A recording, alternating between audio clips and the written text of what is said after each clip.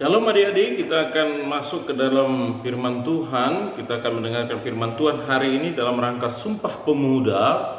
Kita mendengarkan firman Tuhan dengan tema janjiku, janjimu, janjimu dan janji Tuhan. Itu ya. Jadi kunya huruf kecil, munya huruf besar. Mari kita berdoa dulu terlebih dahulu sebelum kita dengar firman Tuhan. Bapa dalam sorga, ini kami Tuhan, kami sangat bersyukur jika hari ini kami bisa kembali mendengar firman Tuhan dalam Zoom yang dikerjakan oleh PDPA untuk Departemen Remaja ini. Maka kami serahkan ke tangan pengasihan-Mu, baik peralatan, baik kami semua yang menikmati. Biarlah Tuhan akan memegang, berkuasa, berotoritas, menjamah semua adik-adik yang mendengar juga dalam pemeliharaan-Mu, Roh Kudus yang akan menjamah mereka dimanapun mereka berada. Kami serahkan waktu ini ke tangan pengasihan-Mu, Roh-Mu yang kudus akan bekerja dengan segala dinamika di tempat kami masing-masing. Kami serahkan waktu ini ke tangan pengasihan-Mu. Segala anak saksi iblis yang menghalangi kami untuk menikmati firman-Mu Tuhan, dalam nama Yesus kami patahkan, kami tolak itu. Berfirman Tuhan, kami siap mendengarkan. Dalam Yesus kami berdoa. Amin. Shalom. Ya, kita bertemu lagi dengan saya, ya, Pendeta Bangun Siombing. Menarik sekali ya, dengan hari pandemi ini kita sudah mulai masuk ke dalam PPKM ya, untuk turun dia mungkin di level 2, dan bahkan nanti kita berdoa supaya itu berakhir sehingga kita bisa sekolah seperti biasa, dan juga tentunya ibadah kita ini bisa juga akan berakhir dari Zoom ya, kita kembali ke ibadah tatap muka. Maka saya ingin berbagikan saat ini yaitu tentang janjiku dan janjimu. Nanti kita koreksi tentang kitanya ini. Jika dikatakan memang tentang janji, maka ini adalah kait dengan komitmen. Kita berkomitmen, itu namanya janji. Aku berkomitmen.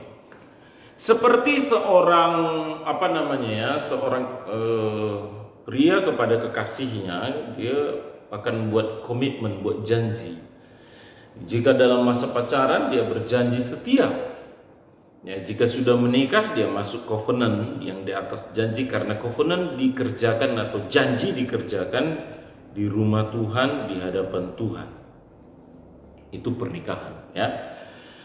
Nah, komitmen yang kita buat adalah komitmen yang berbicara tentang bagaimana kita bersedia memberikan yang terbaik di dalam kita berjanji itu. Jadi kita sedang meletakkan diri kita berada di dalam janji. Jadi adik-adik pernah nggak berjanji ya? Apakah berjanji kepada teman, berjanji kepada kepada orang tua, berjanji kepada Tuhan juga.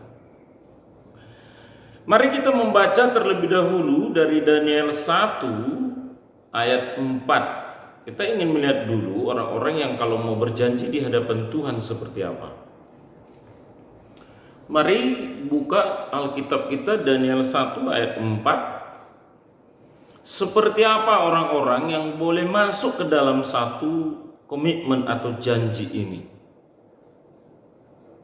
Sehingga kita melihat nanti bahwa tidak semua orang sebenarnya bisa berjanji ya, karena ada banyak hal yang harus dipikirkan. Saya bacakan, yakni orang-orang Daniel 1:4, yakni orang-orang muda yang tidak ada suatu celah, yang berperawakan baik, yang memahami berbagai-bagai hikmat, berpengetahuan banyak, dan yang mempunyai pengertian tentang ilmu, yakni orang-orang yang cakap untuk bekerja dalam istana raja, supaya mereka diajarkan tulisan dan bahasa orang Kasdim. Seorang yang berjanji, maka dia harus menjadi seorang pribadi yang dia tidak ada celah. Jadi kalau kita meletakkan janji, kita sedang meletakkan bahwa kita serius akan janji itu. Serius kita memang mau masuk ke dalam janji itu, dan kita komitmen di sana, dan tidak ada celah kita untuk memungkiri itu. Ya, itu dia. Yang kedua adalah di sana dikatakan bahwa orang kalau ingin berjanji, punya komitmen dengan Tuhan, orangnya itu harus sungguh-sungguh, nalarnya itu sehat, badannya sehat begitu ya. Berperawakan baik. Jadi dikatakan dia harus orang yang sungguh-sungguh memang prima. Makanya janji jangan dibuat pada saat kita sedang apa nih? Sedang letih lesu, sedang malas-malas lalu buat janji. Nalarnya tidak jalan. Gitu ya.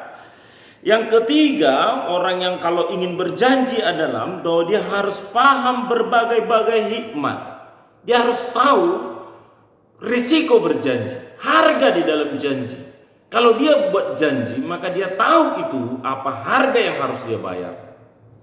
Ya, makanya janji kita misalnya ya, kepada orang tua kan ada begitu ya. Oh ma gitu ya, ma gitu ya. Belikan dulu aku misalnya sepatu ya, atau belikan dulu aku pakai data supaya bisa aku main game, nanti ku cuci pun piring gitu ya. Dan ketika dibelikan paket itu kepada kita untuk kita bisa menggunakan HP, bukankah kita harus menepati janji yang kita utarakan tadi kepada orang tua?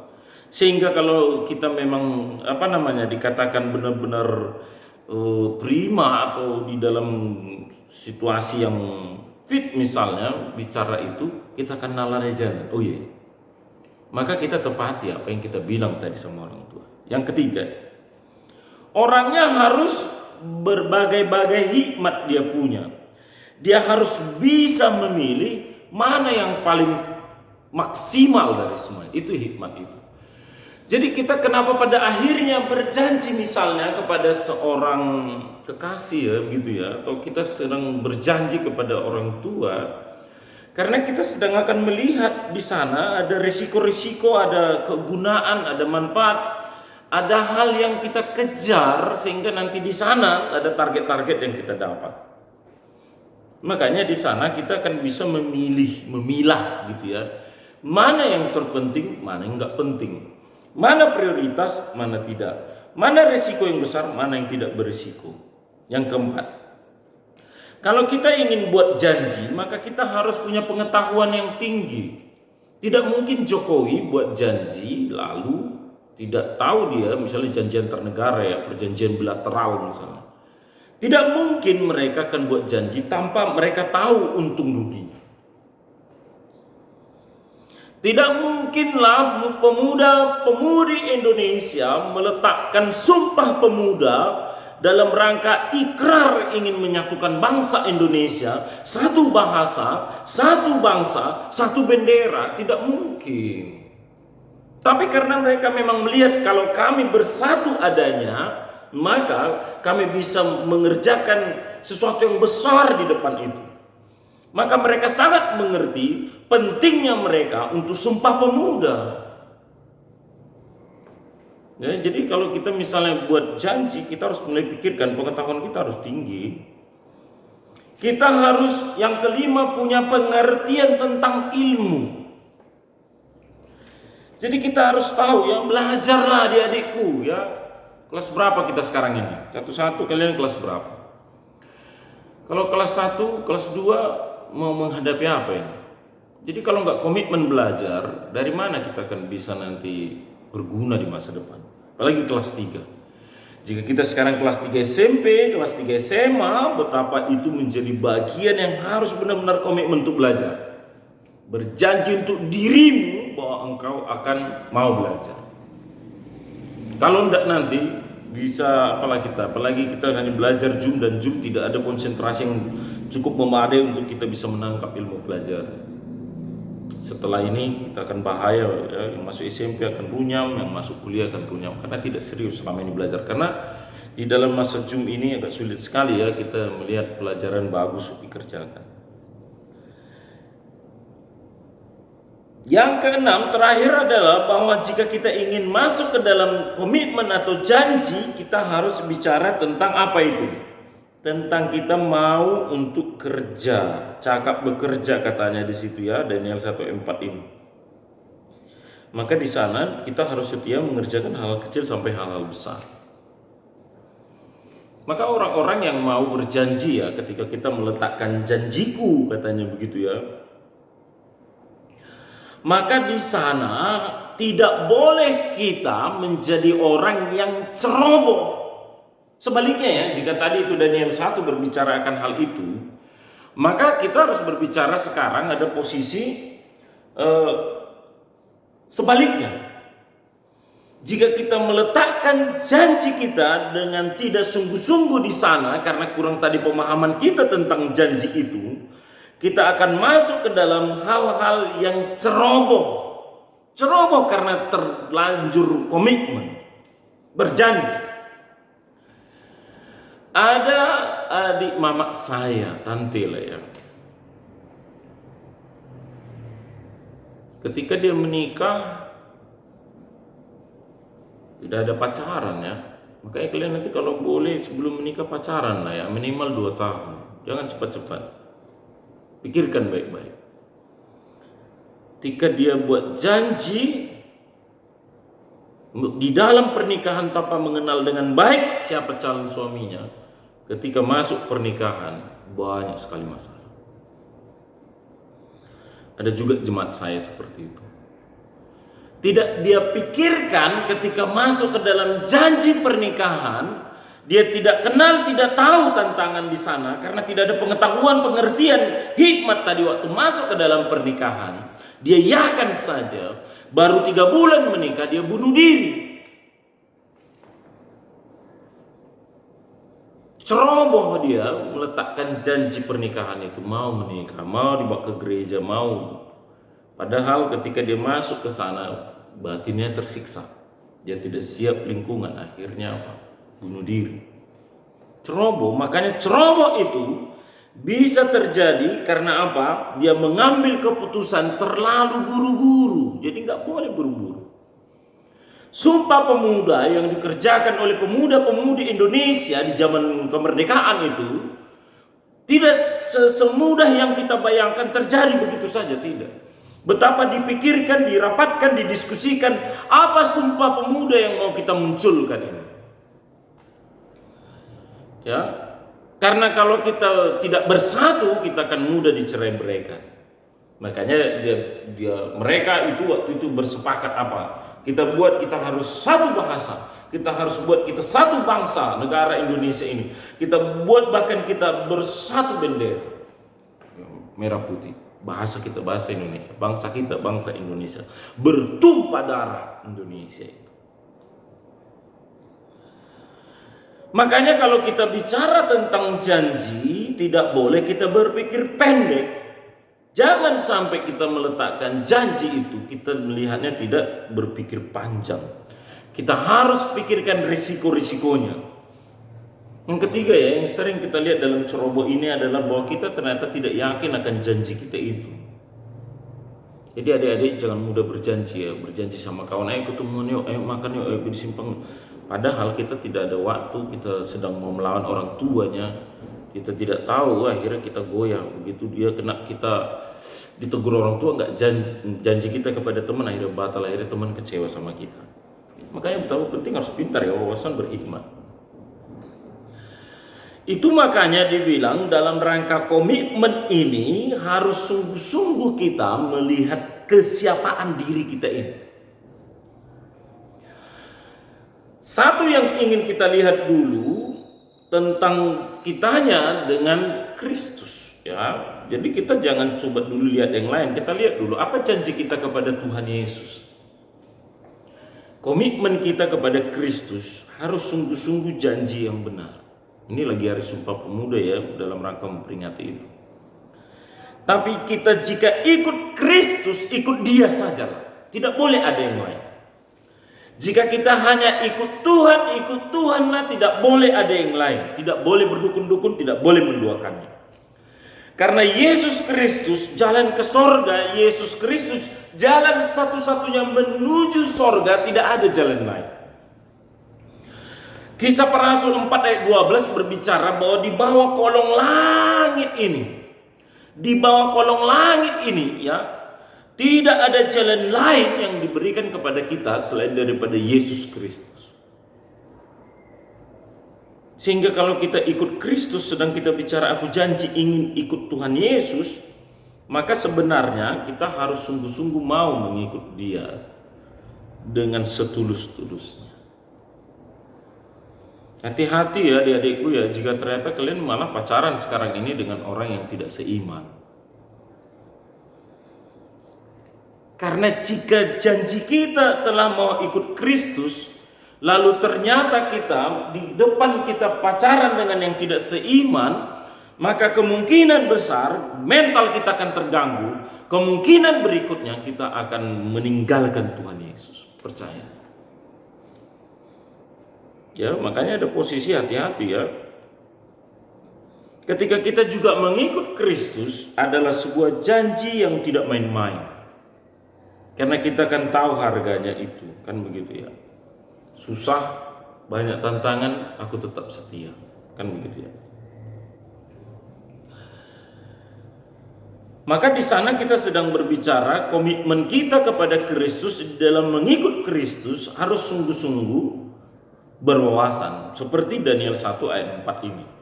Ketika kita ikut Kristus tidak boleh ada celah. Tidak boleh ada perdukunan, tidak boleh ada dosa pornografi, tidak boleh ada dosa narkoba, tidak boleh ada dosa perzinahan, tidak boleh ada dosa mencuri, tidak boleh ada dosa menipu, apalagi menipu guru dan orang tua. Nggak boleh ada celah. Jika kita bikin janji kepada Tuhan, maka berjanjilah ketika diserahkan tubuh ini bagi kita, kita harus sehat, kita harus olahraga. Jika kita memang sungguh-sungguh serahkan diri kita ini kepada Tuhan, maka kita harus berhikmat mengikut Tuhan itu, tidak boleh sembarangan. Jangan sampai lewat hari-hari kita karena ini pandemi lalu kita tidak pernah berdoa. Tinggal tunggu waktu, kau pasti terlempar, terbuang, dan tidak akan ada menjadi bagian warga kerajaan surga. Setialah berdoa, setialah baca Alkitab tiap hari, setia renungan tiap hari. Ya, jika kita lihat Daniel 1 ayat 4 ini lagi, jika kita ikut Tuhan harus berpengertian. Jangan gampang disesatkan orang. Namanya kita ikut Tuhan bukan karena tutup mata kita ikut Tuhan dalam kebutaan, tidak bisa. Kita ternyata punya nalar, punya pengetahuan, punya pemahaman, punya keinginan, maka itu semua harus disucikan, dikuduskan, diisi dengan firman Tuhan. Sehingga kita harus belajar firman Tuhan seperti ini, ibadah ini, sore ini, jangan tinggalkan. Karena dengan kita berilmu yang tinggi, beriman yang tinggi, di sana yang kokoh. Kalau tidak kokoh kita. Itu tentang Kristus. Bagaimana kalau kita bicara komitmen kita kepada masa depan kita? Adakah kalian sudah buat janji ya di dalam masa depan kalian mau jadi apa? Sehingga kalian nanti ngerjakan apa, kan begitu ya. Karena kalau kita berjanji kepada diri kita tentang sesuatu di depan, contoh ya, aku janji, aku berguna, aku berjanji, aku menyenangkan hati Tuhan, aku berjanji, aku menyenangkan orang tuaku, aku berjanji meraih cita-citaku. Maka jangan sampai kehilangan arah ya, semangat hidup. Boleh hubungi saya ya. Kalau kita sudah kehilangan arah, tidak tahu potensi, tidak tahu hobi, tidak tahu minat, tidak ada cita-cita, aku tidak tahu mau kemana bang, nah, boleh hubungi saya. Kita diskusi ya. Itu bisa pribadi ya. Kita diskusi di PDP ini, kita bisa bicara. Sangat sedih kalau kalian adik-adikku kehilangan cita-cita. Tidak tahu mau ngapain, belajar mau ngapain. Untuk apa ini aku belajar ini? Padahal ketika kita belajar karena kita sedang mau mempersiapkan masa depan. Karena ada yang mau kita kejar di sana. Karena kita mungkin mau menjadi seorang guru, seorang dokter, seorang polisi, seorang tentara, seorang hamba Tuhan, seorang pendeta di depan. Seorang misionaris. Makanya betapa pentingnya kita melihat ini dengan baik. Kalau begitu bagaimana? Kalau kita memang sungguh-sungguh berjanji ingin meraih cita-cita, berguna di masa depan, Daniel 1 ayat 4, kita ulang lagi. Tidak boleh ada celah. Tidak ada kita belajar, tapi ternyata ketika kita hitung-hitung lebih banyak ternyata kita menonton sinetron daripada belajar, lebih banyak kita ternyata main game daripada belajar. Itu celah kebohongan, itu celah kebodohan, itu celah kita kemiskinan. Bukan tidak bisa main game, enggak. Silakan, tapi bagi waktu. Karena tidak ada ketika kita getol sekali main game lalu cita-citamu sedang kau persiapkan dengan baik, tidak ada. Yang berikut, kalau kau ingin mengisi dan mengejar cita-citamu itu, maka dia harus berperawakan baik, berolahraga. Yang berikutnya, berhikmatlah di dalam belajar. Akan gitu ya. Kuasai ilmu dengan baik di dalam kebenaran, kekudusan dan kesucian. Gitu ya. Pelajari dengan baik, kuasai tentang kehidupan itu, berpengetahuan kita yang baik, berpengertian kita yang baik dalam belajar itu. Jangan sampai ada kehilangan celah gitu ya. Misalnya ya, kalau kita ingin masuk SMP, masa perpuluhan pun tidak tahu. Kan ada celah itu. Makanya betapa penting harus bergumul kita menguasai ilmu itu ya. Maka kita harus bicara baik-baik, masa depanku, janjiku tentang kesana itu untuk kejar apa gitu ya. Sehingga kita sedang melihat, aku sedang berjalan di dalam yang benar, aku sedang berjalan dengan posisi yang benar, aku sedang berjalan dengan satu semangat, aku berjalan, aku tidak sekedar hanya sekedar belajar ya. Sama seperti Paulus bilang, aku petinju yang tidak sembarangan memukul, tapi aku seorang petinju yang tahu bagaimana sebenarnya bertinju dengan baik. Buat janji ke sana. Ada seorang raja yang muda lari dikejar-kejar oleh pihak istana ya, padahal dia sebenarnya raja masa depan. Tapi karena dia mungkin menjadi ancaman, dia mau dibunuh dan akhirnya dia lari ke hutan. Raja muda ini dia lari ke hutan dan ternyata di hutan dia temui di sana ada orang yang para gelandangan. Di hutan itu dia menemui orang-orang yang cacat. Di hutan itu dia menemukan orang-orang miskin. Di hutan itu dia menemukan orang-orang yang diusir oleh keluarga, oleh masyarakat, yang dicap mereka itu adalah menjadi orang najis. Raja ini berpikir, aku akan ajari mereka. Dan mereka mau diajar. Diajar bela diri, diajar berperang, diajar mereka untuk mereka bisa bertempur dalam satu pasukan. Setelah mereka bisa mahir bertempur, mahir berperang, lalu akhirnya raja ini bilang, mari ikut aku, kita akan mulai masuk ke sana.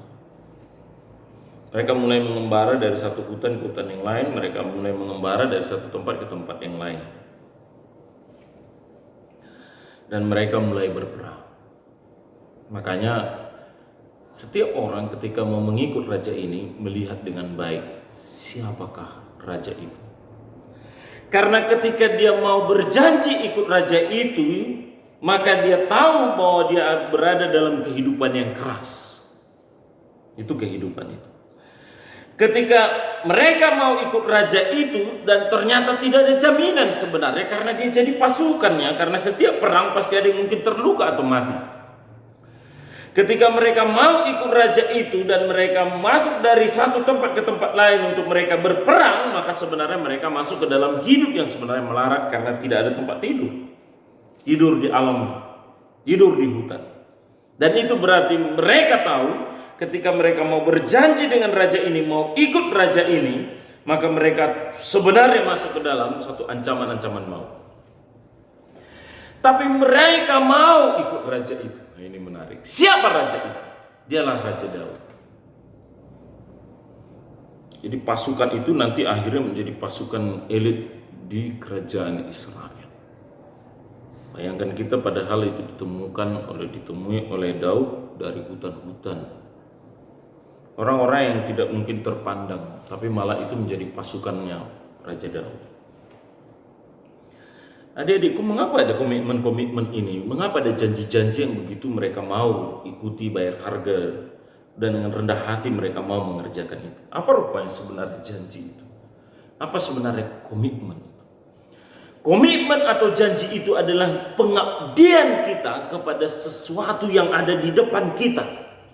Jika kita masuk ke dalam janji, maka kita sedang berbicara janjiku ini, maka berarti dedikasiku di sini, aku terikat di sini untuk masuk ke dalam satu tujuan yang telah diberikan itu.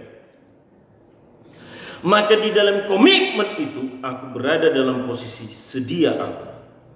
Aku berada di dalam memberi yang terbaik di sana. Sehingga adik-adikku ya, kalau kita berjanji, maka kita sebenarnya janji kepada Tuhan Yesus Kristus.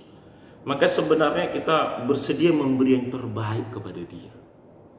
Kita memberikan sungguh-sungguh dari seluruh kekuatan kita, dari segenap hati kita, dari segenap akal budi kita kepada Tuhan Yesus.